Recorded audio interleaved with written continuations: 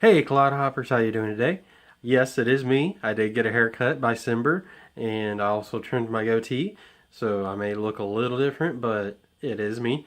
Just wanted to say we did go to the Self-Reliance Expo in Mesquite, Texas on Friday and Saturday. It was an awesome time. A little different than we were expecting, but that's great because we did learn quite a bit of things.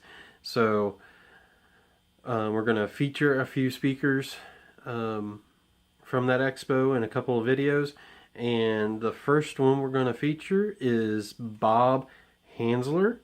He is a southern survivalist is what he calls himself, which basically he teaches on YouTube what things you can eat, can't eat, things that are helpful whenever you're just living in the wild, or like if you're hunting for several days and you just can't get back to town, or you're like stuff happens, like say the power grid goes down for months and months and you need to be able to survive on things that are around you.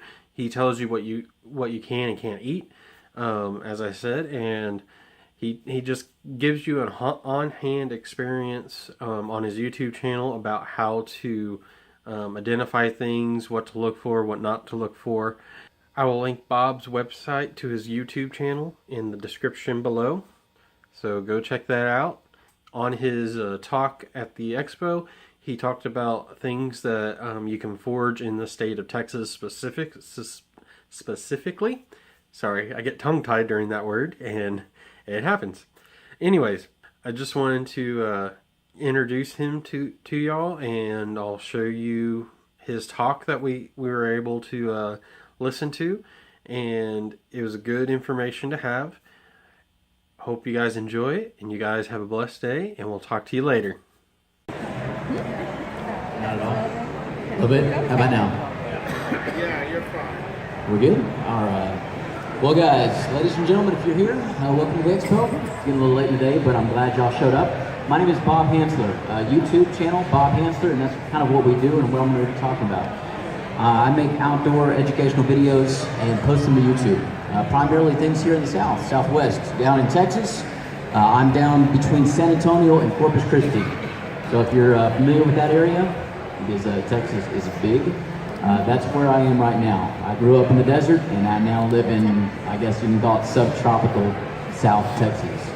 Now, what we're talking about today is foraging Texas, all right? Being able to forage the wilds, being able to go out and really enjoy things in ways that most folks don't anymore. And this is a skill that all of our ancestors had and use daily. And it's something that's being lost to a lot of us. Everybody, as I look out to this crowd, you're already out here. For some reason or another, you enjoy the outdoors or living the simple life. At some point in your life, whether you're a little one, whether you're a young adult, you went out there, you fished, you hunted, you hiked, you backpacked, you kayaked. At some point, something caught you, and you wanted to go back outside and enjoy it. And what I do is I show people what they're missing. Now, all these things that are out there, all these bushes, all these trees, we walk past them. You go to the same fishing spot, every time you know that pond, you know that area, you know the fish, but you never quite realized everything else you were passing up. And it's not just little weeds and stuff like that that you can put in your mouth and maybe kind of not die from starvation if you were in a survival situation, but actually food that you would really enjoy. Stuff that belongs on our dinner table. Stuff that, if it was really commercialized, would be in every single grocery store out there. Now, Texas is completely full of food. We live in one of the most amazing places. I think we all understand and appreciate just how amazing this place is. But my channel is all about opening that up and showing people a side of Texas that they never understood was there. It becomes kind of a visual white noise. You saw the bush, you saw the tree, but you never knew just what you were missing out on. Now, the biggest thing I want to do in here in just a little while, at the very end, I've got two plants I'll be talking about here in just a bit. We're going to be giving those both away here in a little while. A fire starting Yucca and a blue Agave. And what I have here in my hand, and this is kind of the crowd favorite, anybody know what this is? Is that a big no? This is a yucca leaf, all right? and this is a fairly large one. Yuccas are everywhere, okay? The more you find them, as you walk around Texas, whether you're in the neighborhoods, people put them on in their yards quite a bit, especially in the front of the gates, and out in the country, your yuccas are in blossom. So if you've been looking around, you've seen giant blossoms of yucca all over the place, and right now is the time of year to see it. Big, huge, about this tall, giant blossoms, and they weigh in at about 20 pounds worth of flowers. You look at them, they're pretty. Every year they come, every year they go, but very few people actually know that they're edible. Not just edible, but enjoyable. When those big, giant white blossoms start to leaf out and bloom, you can go out there and you just pick them, put them in your mouth, they're good to go. 3 or 4 days later, I would not go and eat those. But when they're fresh, they're fresh. The stalk that holds all those flowers up, that is edible. It's up to 3 inches in diameter, and when you bake that in the coals, it's going to come out to something like kettle corn. Very sweet, kind of like maybe a summer squash. Bake that up, you're going to be smelling that very sweet corn on the cob. That's kind of what you're going to get out of that. Your yucca plants continue to give all the way through. They blossom every single year. Those giant canopies of blossoms are going to turn into pods within a few weeks. Big green pods. Once you bake them, they kind of remind me of bell peppers. Okay? The food keeps on coming. You give that a few more weeks, the pods start to darken, and they fill up with a sugary substance. Absolutely amazing. Something like overripe bananas. You smell the sugar, you smell the banana, lots of good stuff. You can make a fruit cake out of that. You can ferment it if you really like fermenting stuff. Extremely useful. And for those of you wondering about being able to preserve food here in Texas, this is one of the most amazing things, because after about 2 or 3 more weeks with those pods, once they've completely dried out, once that ripened sugary stuff is gone, you're left with something that looks like black seeds, black barley-sized seeds. And those keep all year round. They're all packaged up. You just break them, they come out. You can grind them up, make an amazing flour. You can just throw them in a soup and they will swell up. It's going to be like barley. Absolutely amazing, taste wonderful. You have a plant that continues to produce, and I don't see anybody out there putting them in orchards like everything else, right? Imagine something that produces all these different products, but you don't have anybody commercially doing anything with it. Now, what I have here in my hand is the leaf, and if you're in survival, you probably know that you can make some amazing cordage. And here in just a little while, I'll actually start doing that and making some 2-strand twists. But your yuccas make cordage. Your yuccas also are full of soap, so the roots themselves, you can grind those up. You can take the leaves, and if you're durable enough, dexterous enough, you can actually grind those up as well. And they have amazing antimicrobial, characteristics, which work out really well. So this is the idea. Being able to go through the forest and utilize things that we've seen, we've passed. I forage. People say you help people find things. You've already found all these things, guys. You've seen them. You've walked past them every day of your life, but you probably never really understood what you were missing out on. So I say, and I talk to people, most of the folks, you know what a wild onion looks like, right? You've seen it in your yard, and somebody at some point showed you that thing. And you dug it up, and you had a little wild onion, and you ate it, and it was amazing. And every year after that, you probably walked by and you saw them, and it clicked in your brain. It was something that occurred to you because somebody had shown you that little thing. Now imagine doing this thing 24, 30, 50 times with all the other plants and creatures that you have around you.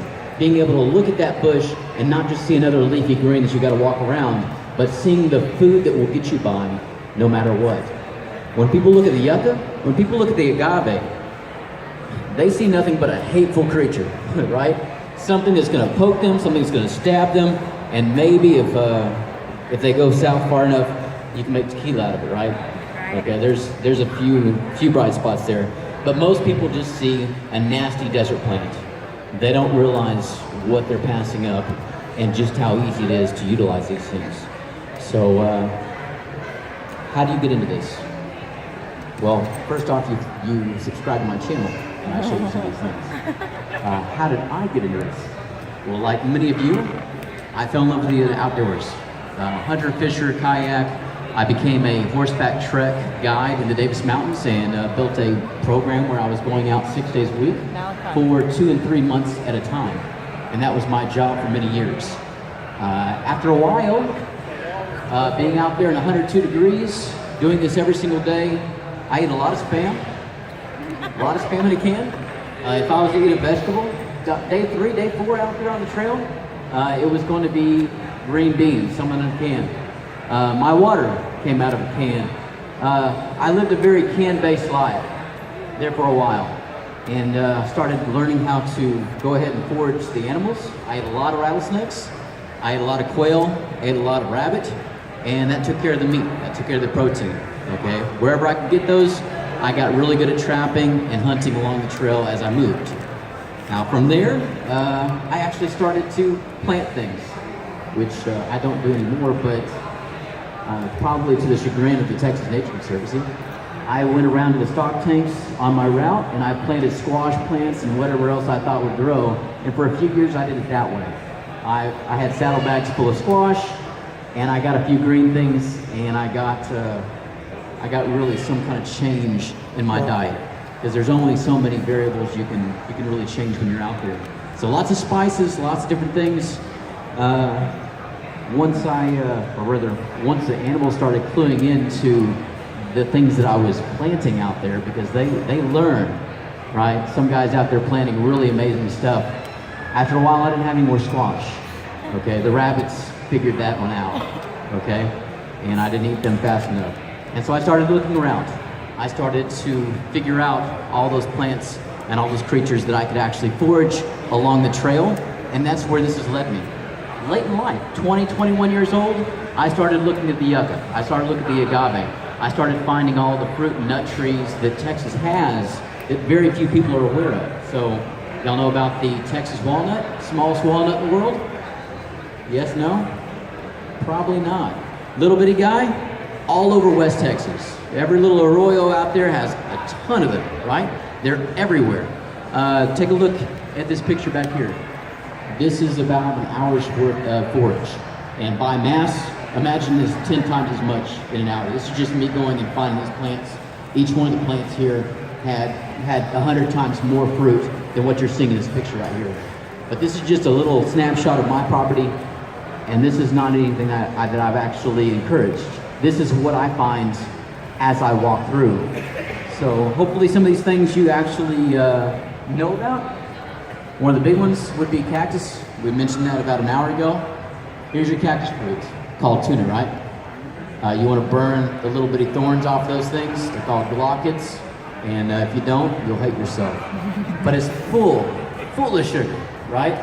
Those things get very large. You open them up, they taste like raspberries to me. Don't eat the seeds. Don't swallow the seeds. Spit those out. But when you find a prickly pear plant, you've got good stuff. Now the pad itself, some people absolutely swear by them. I'll eat them if I have to, but I'm going to get tired of that real quick. But the prickly pad itself can be cooked up. So cook those up, slice them up, eggs rancheros, throw them in there, you're good to go. Some of the other stuff, right? You see these black fruits? Who knows what those are? Anybody? No. Not Buckeye. Those are Texas persimmon, another Texas native. And I probably have within probably 100 acres, 1,200 trees. 1,200 persimmon trees. That many. Okay? That is full of sugar. That is, you break it open, it's got black flesh, which kind of freaks people out for a moment. But you bite into it, it tastes like maple syrup. It's got 2 big seeds in it. You spit those out, and those things get up to the size of a golf ball. I have those all over the property. Say again? No stone fruits? Nope, no stone fruits. Not at all. No, those are Texas persimmons. Down here, is it right there? Anybody know what those are? They grow with the Texas persimmons. Those are called desert hackberries. Real bright orange fruit. You eat the whole thing, eat the seeds and all, eat them all day long. Okay? Again, I have over 1,000 of these bushes, and each one is absolutely covered in these berries. Now, when you go out there and you look at these things, and if you're propagating this stuff, if you're a prepper, if you're a homesteader, if you're out there gardening, the idea is that you want to try and make your land as productive as possible. And I've had people go, well, I don't want to plant figs, I don't want to plant this, I don't want to plant that, because I don't enjoy that fruit. with our own James. You might not enjoy that kind of nut, that kind of fruit, that kind of thing, but you might enjoy eating the creature that comes into that area because that food is there. So being able to make your land productive, not just for you, but the creatures that might live off of it, is something to consider, right? Anybody else see anything else up there other than pecans that they are not familiar with? Yeah, the pecans are the green husks, and those are actually wild. Down here, those are chili pequins. I don't think you really need to be surviving off of the Texas chilies, but that is your Texas native chili. I think most folks have probably seen those on restaurant tables in vinegar. Those things grow wild all over the place down here, and the turkeys really love them. Those things have the Scoville units of a habanero, but the heat passes within about a minute, minute and a half, so your life only ends for that long, right? They're interesting, they're fun, and out there on camp, out there on the trail, I'd play a game called Hide the Chili Pekin, right? So when we're cooking, whenever we're dishing it out, I'd usually slip one pepper into food and wait, right? I don't actually tell anybody they're playing the game until somebody's won. It was always exciting. It was exciting for me. All right, so have fun with that one. You want a camera when that's happening? Say again? You want a camera when that's happening? No cameras. That's evidence. So no, we don't do that. Now another thing over here, and y'all are in Dallas, y'all are up here in Texas. This is something that I've increasingly seen all throughout your town. So whether you're out there surviving in nature or here in an urban environment, this is a neat one. Right here, you see the red flower? That's called Turk's Cap, also known as forest rose. One of the neatest plants that grows out here wild, and it's also propagated all over your campuses, all over your government buildings. You can see them in most of the garden stores. Desert rose, Turk's Cap is what you want to find. And you can eat the flower, taste amazing, eat them all day, you're not going to get very many calories. You can eat the young leaves, go for it. You like salad, go for that. But underneath most of those leaves, if you got the flowering plant that flowers all year round out here, you have little bitty apples. You see that little fruit down there? They turn orange, then they turn red. You throw that in your mouth, you crunch up the seeds, it tastes just like apples. And there's little fruits like this that you find all throughout the forest. All kinds of little things that until you really look at it, really pay attention to it, you can pass up quite easily. And so once you see it, just like that wild onion, you stumble across it, somebody's shown you, you will start to see these things more and more. As you walk around, it will occur to you that they're all around you at all times, and you start to make a note of it. Now, a lot of folks will eat the weeds, they'll eat the grasses, they're all about the herbs and stuff like that. I am not as good at, I'm not as good with the weed stuff as I should be, right? With all the different little small plants. My wife, the beautiful blonde over here, she does a lot of that stuff.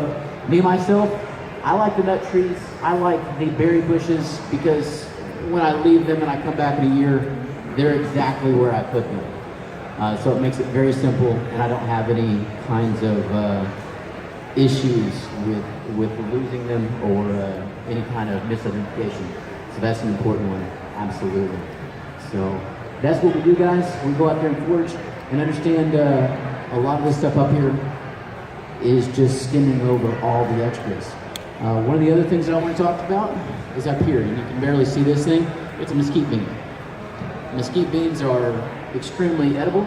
These are things that people pass up, or you kind of chop them up with your lawnmower every once in a while. Mesquite beans, some years, are extremely prevalent, right? They start with green, they look like green beans, look like something good to eat. They're not at first.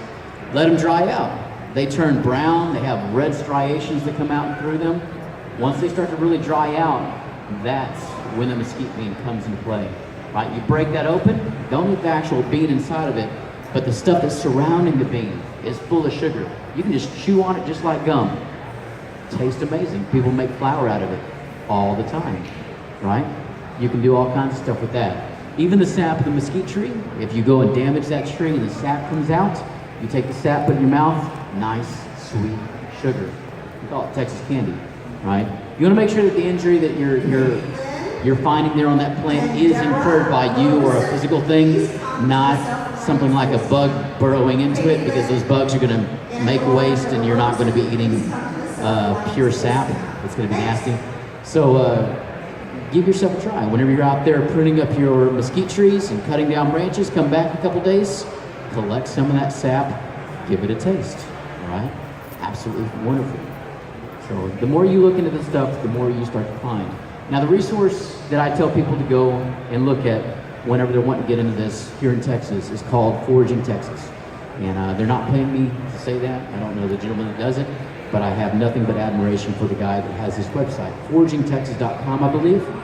And all of these plants, amazing pictures, and the information as far as medicinal value, as far as edible, when you can find it, where you can find it, all the things have been put together for you. As far as intro, Foraging Texas is the place that each one of you needs to have bookmarked on your phone and ready. All right, and there is so much out there. Now when we go and do all this stuff, we try and put together as much information as possible, but quite literally, even for my piece of property, it would take me several lifetimes to learn everything that's out there on just my little plot. There is so much information out there, and all that we know is nowhere close to all that we have already lost and forgotten about. Generations ago, this was a commonplace every day, and every day we're losing more of it, and that's why we make videos showing you things. So imagine being able to make use of even the creatures that kind of make our life a living hell. So briar vine, cat's briar, anybody found something like barbed wire down by the river? As you start to walk through it, it tangles you up and it doesn't break. It's a green thing that has barbs just like barbed wire. It's called cat's briar or green briar. And I've had choice words in the past for it until I found out that I could go ahead and eat the darn thing. Early spring, summer, I go up there and at the very end of those vines, you can sit there and eat them. Tastes like asparagus. Just bite them off or cook them up, it doesn't really matter. Okay? They make little fruits, you can eat the fruits. You dig up the roots, you're gonna find some big, giant, massive tubers, kind of like ginger.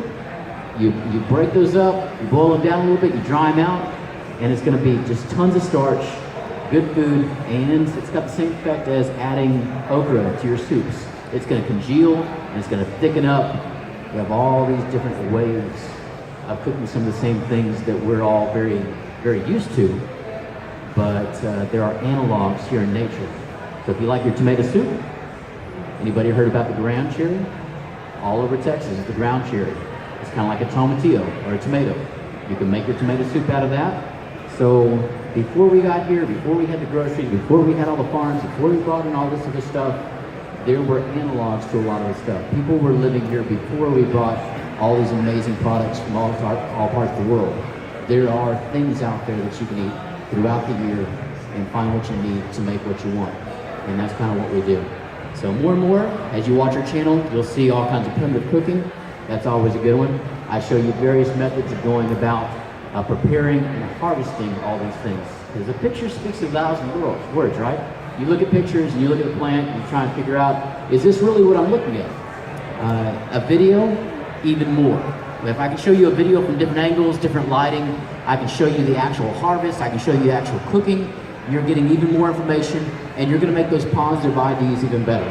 Because you all have that friend probably that's gonna go out there and immediately in survival they think, I'm gonna pick that berry and I'm gonna rub it on my skin and start doing these rub tests and doing all this stuff. Well, take care of that friend as much as you can. Enjoy them while you can, if you're ever in one of those situations. Because we talk about it in survival quite often. You've got upwards of 3 weeks and you can starve really slow. Unfortunately, it's not gonna be fun. Or you can eat some stuff that you ought not and you can die real quick and painfully.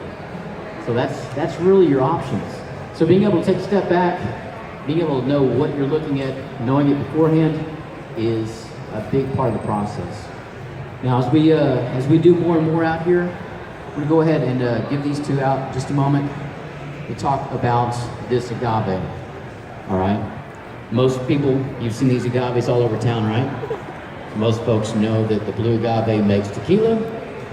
For whatever reason you all know about the tequila, most folks don't know that that's actually food as well. Being able to plant stuff in Texas, I know all of us are kind of trying to be ready for anything. The idea is to be prepared. Boy Scout, Eagle Scout, be as prepared as you can. And one of the big things is being able to plant something you don't have to take care of. I love that, right? And secondly, planting things that others would not see as food. Something that they're gonna pass by every day. So the yucca plant, they'll go right by it. They just see the hateful spines on it, they leave it alone. Same thing with agave. Plant the heck out of them. They actually grow by rhizomes, so lots of little pups come up around them every single year. If you want to start getting agave, you don't have to go spend a lot of money.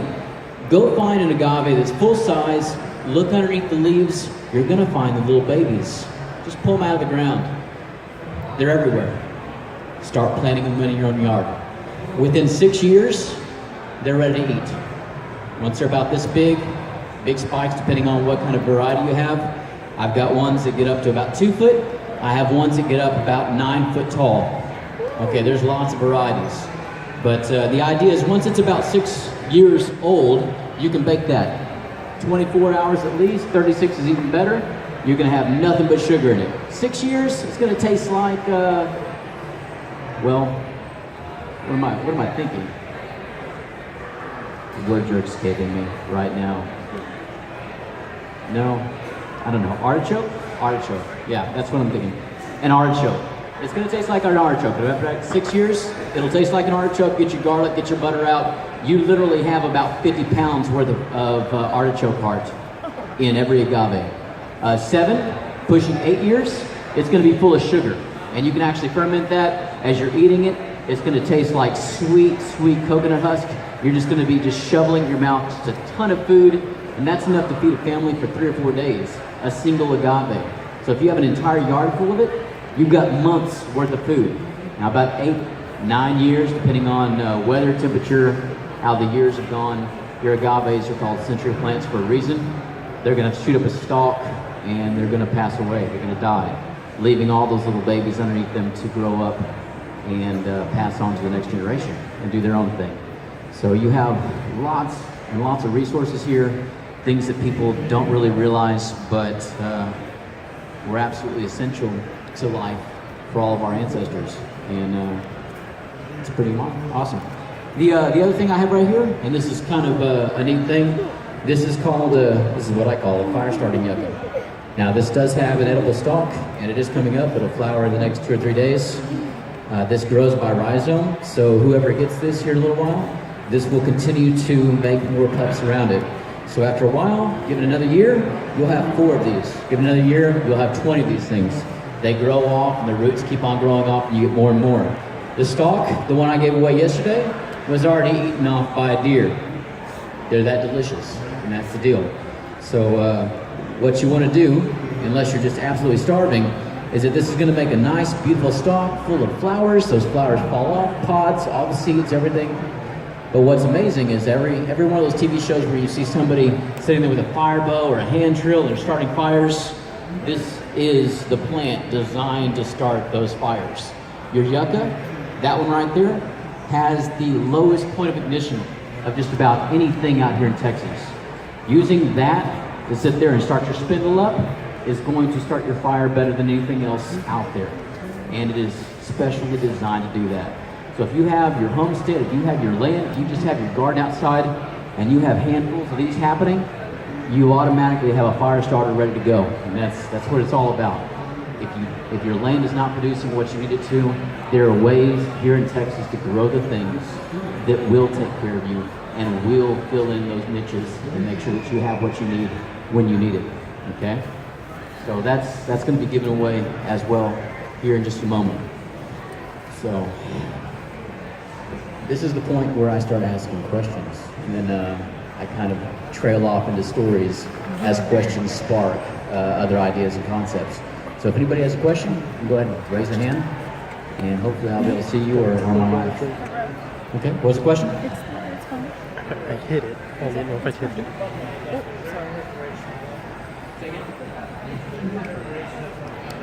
Okay, so the question is preparation for buckeye, and that's actually Spanish buckeye. The video that this thing is based off of, that is the one thing that I added in there. And you'll see if you watch that video, buckeye, Spanish buckeye in Texas is good for nothing. All right? So things in nature that look really ideal and tasty sometimes are not always made for us. If you had the other Buckeyes, like the football team Buckeye, that is actually useful. Okay, and those grow a little bit further north. But if you powder those ones up, and it's one of those fish poisons, you powder a bunch of it up, you go to a body of water, you put that in the water, and all the fish will come up to the surface because it starts locking up the oxygen in the water. And so all those fish are going to start suffocating. They come up, you scoop them out of the water. Texas Parks and Wildlife would do more than just frown at you, though, if you were doing that. I guarantee you. So, man, that's loud. But the Buckeye, no. The Spanish Buckeye, unfortunately, no. Any more questions?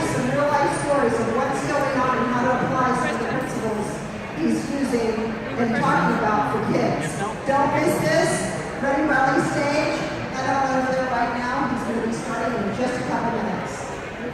Also, can I get Katie Lynn and Deborah Roberson to please come to the base camp? No question?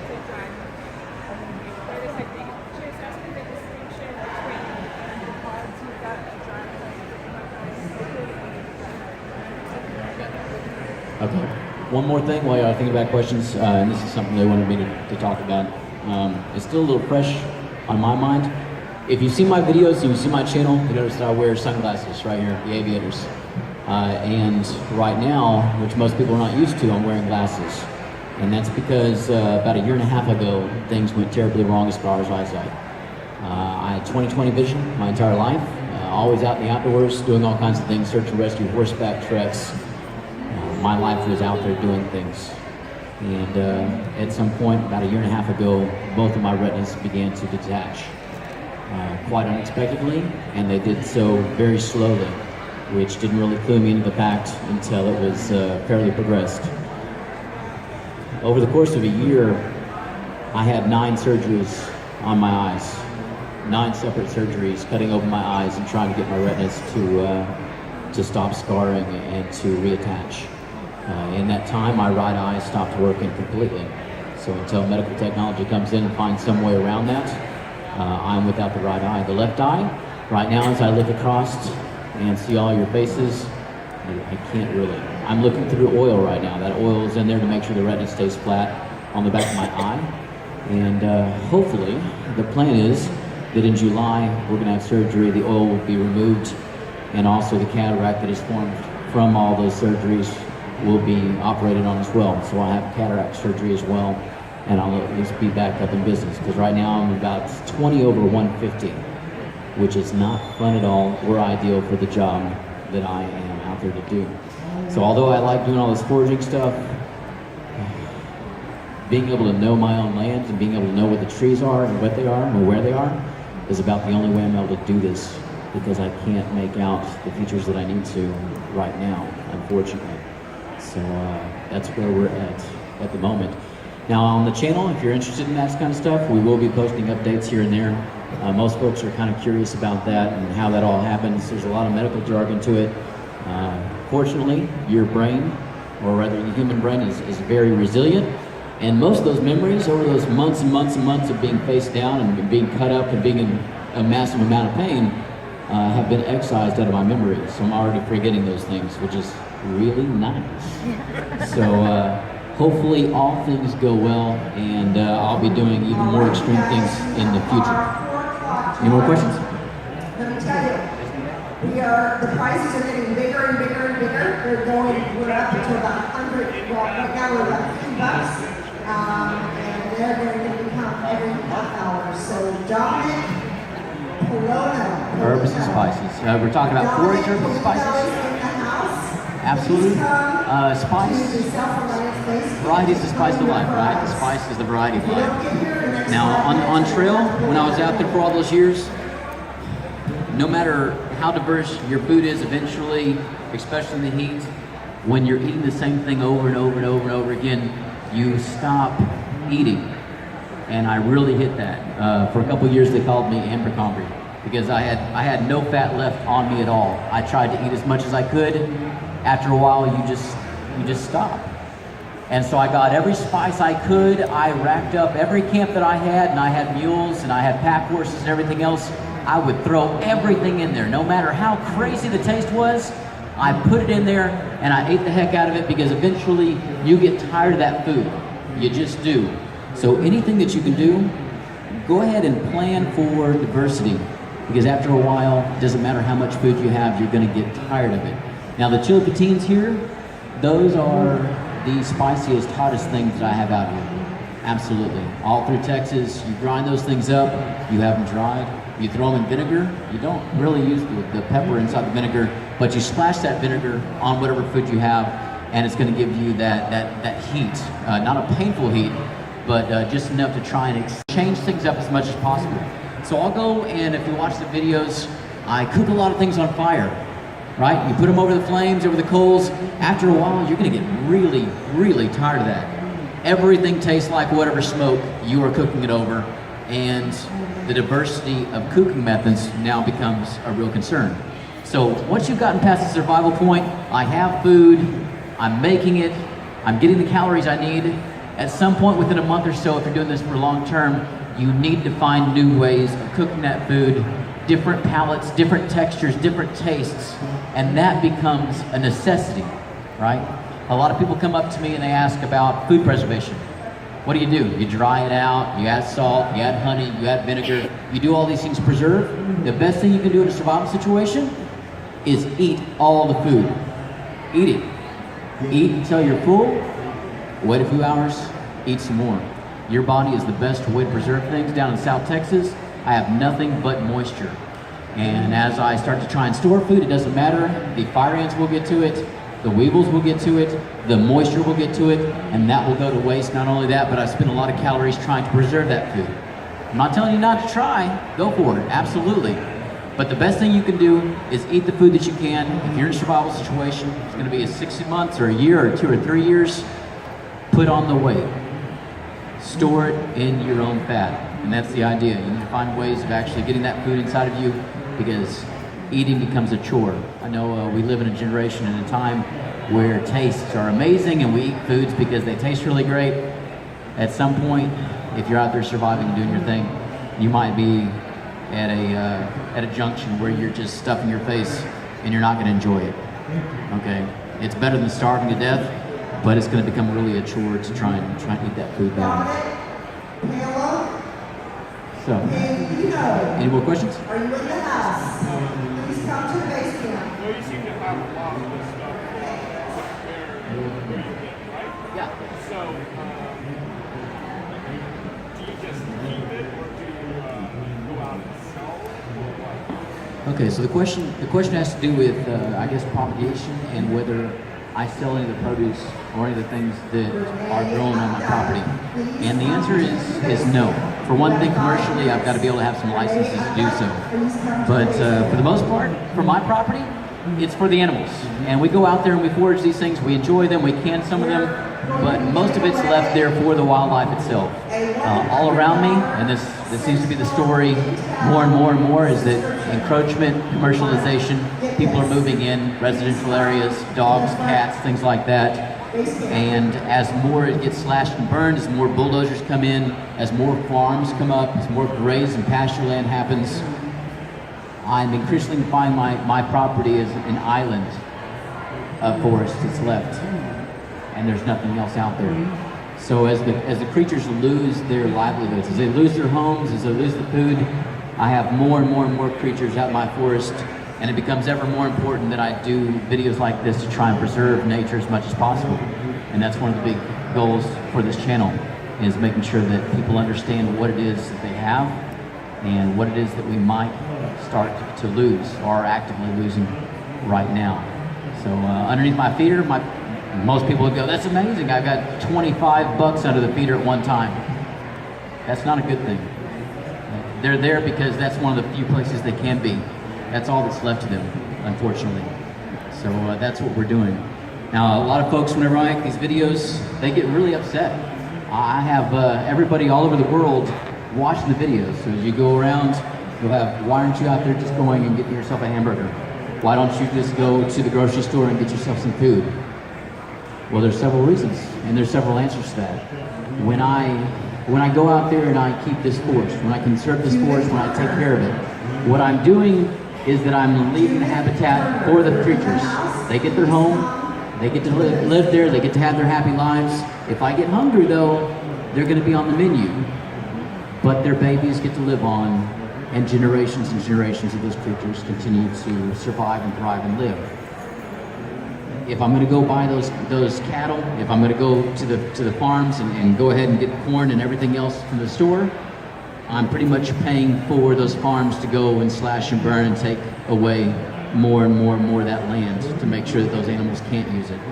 So it's a bit of a toss-up, and there's a lot of arguments to be had for it, but as much as possible, I try and make sure that the creatures that live on my land have a good place to stay, that they have a place to live, they have a home to come home to, and a place to raise more of them. So they are my grocery store, they are my backyard, and I am fiercely protective of those creatures. So I might go and I might harvest them, they might become part of my meal, but at no time do I show them any disrespect or do anything to endanger their lives or their livelihood. It's all for them. Any more questions?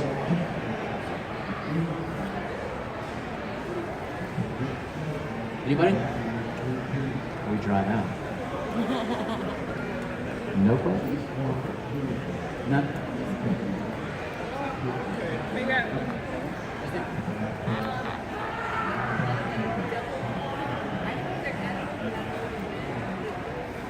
Okay, so the devil claw. That question actually came up yesterday. Devil claw is nightshade, also known as datura. And I have lots of stuff like the pokeweed, devil claw. There's a lot of really scary plants out there that people have heard are edible at some point, a very narrow bracket that somebody ate or the great-great-great-great-grandparents would make. And it is a very scary thing when you get into those things that have a narrow shelf life and they go from halfway edible and maybe enjoyable to you're gonna die. Datura, take the leaf, smell underneath it, smells like peanut butter. Absolutely awesome. Part of the nightshade family. Datura is a huge hallucinogenic. If you eat it, you're gonna have the worst trip in the world and you might just die. Okay? So it's one of those things you really want to be careful of. Right? So nightshades are something that I try and discourage people from messing with. The other concern when it comes to the datura, if you've ever gone out and walked around datura plants at nighttime, they're called a night bloom or a moon bloom. And they make giant white flowers. And they bloom out, they look glorious at nighttime because the moths come in and the bees come in and they pollinate them. Now if you have nothing but daturas around your area, and that's what the bees are going after, your honey is ruined for quite a while. If you eat that honey, you're going to be terribly sick and potentially you'll die.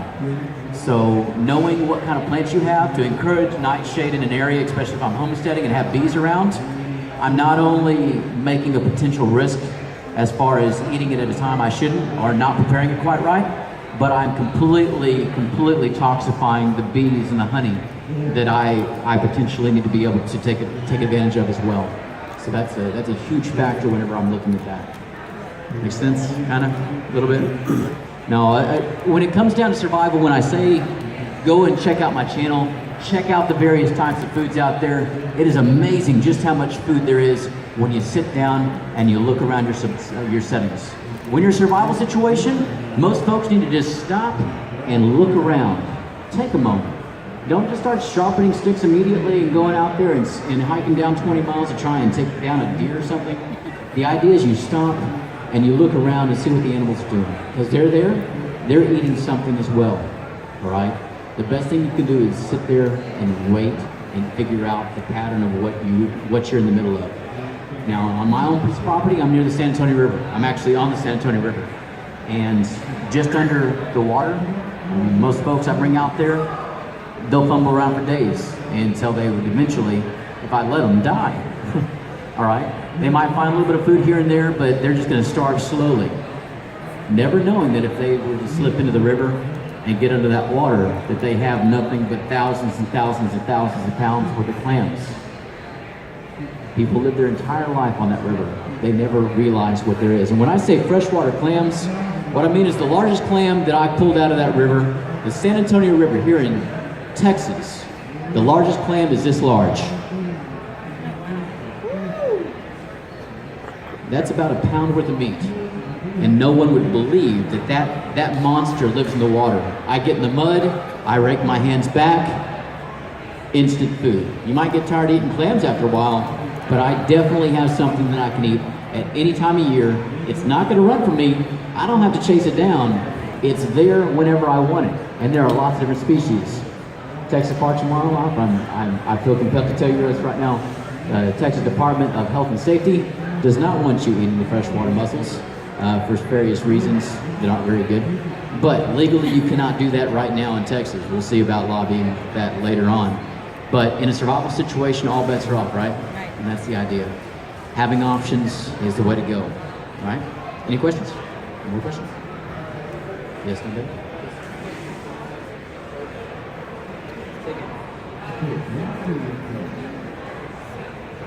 Okay, so the question is, do I totally subsist off the stuff on my land? The answer is no. No, I love living at this time when I can get all kinds of products all over the world and I can eat them. Now, the stuff that I do have on the land, I love it, I appreciate it, and we add it to the foods that we do have. And so it does play a huge factor all through the years. You don't really have to mess with onions, things like that. The yucca, we pickle the heck out of that. We preserve as much of it as possible. We enjoy that all the way through. We'll grind it up. But at some point, you are going to be working.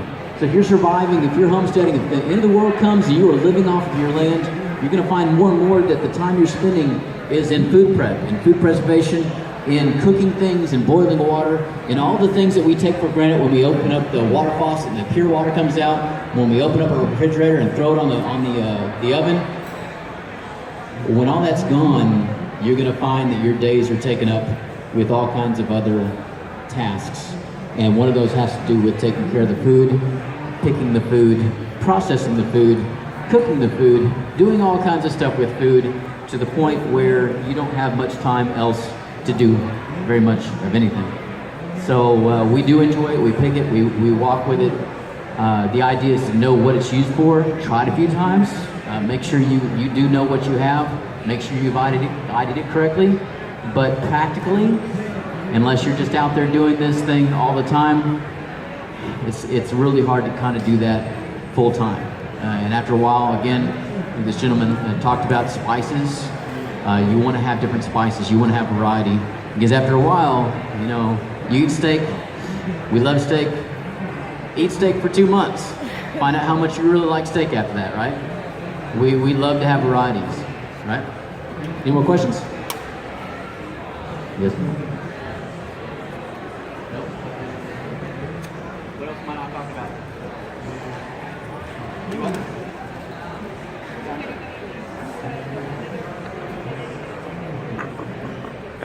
All right, so we have Shauna is picking up tickets right now. We're about to go ahead and raffle off this blue agave and the fire yucca. And so if you've got a ticket ready, she's picking those up right now, and we'll find out who they go home to. Does anybody need a ticket? Those of you that own these land, as you look around and you see the yuccas, you see the blooms, start considering and thinking about some of this stuff. For all these different reasons, we're all here. And for whatever reason, we want to learn about this stuff. Whether you're just out there doing the weekend warrior, the garden stuff, if you're worried about GMOs, things like that, consider all the stuff that comes from Texas that's not going to be commercialized, things like the yucca. You're not going to see these things out there in the grocery store, which means that genetically, they're not going to be messed with. They're not going to be touched, they're not going to be manipulated, but you don't see an orchard full of yuccas anywhere, do you? At all. Easiest thing to grow. Okay, you don't have to water different things. I walk by mine, and say something bad to them, use a bad word, they grow even better. They're spiteful creatures, right? You don't have to sit there and water them. You don't have to do a darn thing. There is nothing that wants to eat a yucca except for that blossom that comes out once a year. That nasty, nasty spike right there. All that spike, all the nastiness comes from a yucca. That is all just to protect the sugar and the deliciousness of a yucca blossom and a yucca bloom and a yucca stalk. That is all it's there for. The root, you can't eat it. The spines, the leaves, you can't eat them. It's all just to protect that blossom once a year. Now, one of the last things I want to mention as she's getting this thing ready is a bit of confusion. All right, Yucca here in Texas, YUCCA, Yucca, right?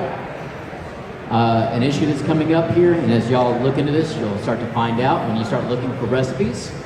And it's all over network TV, all over Food Network, is that people are getting it confused with yucca cassava, which is South American. So your tapioca pudding, made out of yucca root.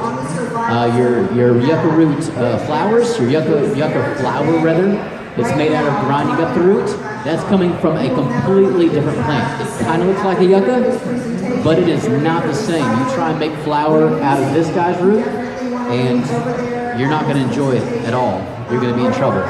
So do not get those two confused. This is YUCCA. The other one is YUCA. All right, so don't get those two confused. It happens more and more as people go through. They just do not understand what's going on. So when I talk about yucca and I show the spear, they're like, yeah, I saw that at the grocery store. I got some of it. It's amazing. No, you didn't, right? Completely different. Thanks, English language, right? This is one of those things. All right. Got a drawing? All right. Beautiful assistant's going to do the drawing.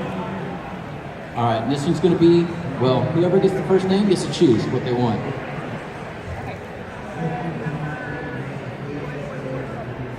1147.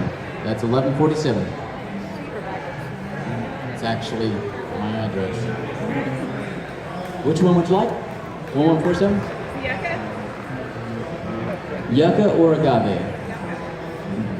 The yucca you can make fire. This one you can make tequila or something.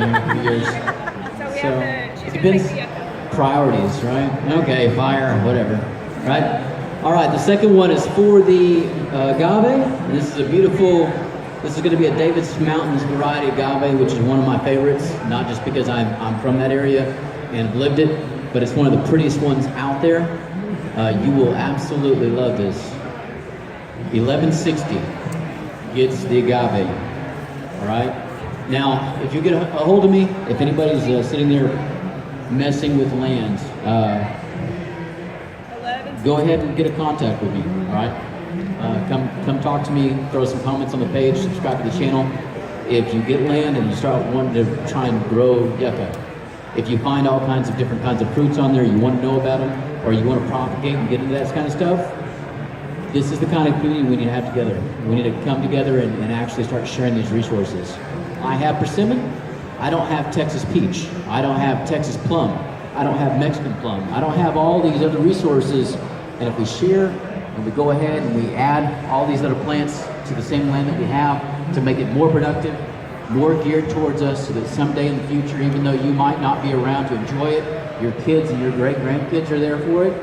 That's the idea. That's why we all do this, right? We want to make sure that we are making this land as much as we can, as almost a safety net. There's a way to survive, and you can do it. But if we know ahead of time, 5, 10, 15 years before something happens and we get ready, it's not going to be near as hard, and it's going to be a lot easier on those folks that are around. And this is the first step to doing that, right? Are there any more questions before I... 1160, 1160. If not, we'll add another one. Yes, no, maybe? All right. There's one more chance.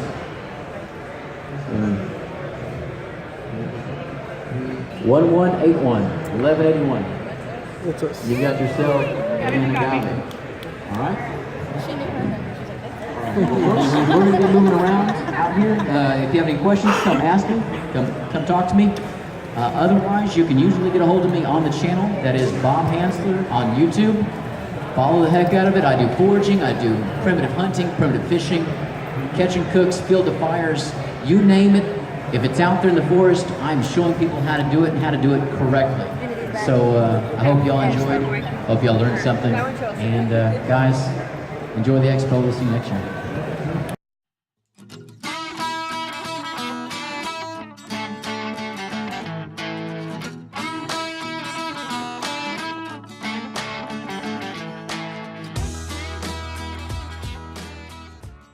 Hey, Cloud Hoppers, thanks for watching the video. Push the thumbs up to like the video. Also hit that subscribe button, also the bell, so that you can get notifications when our videos come out.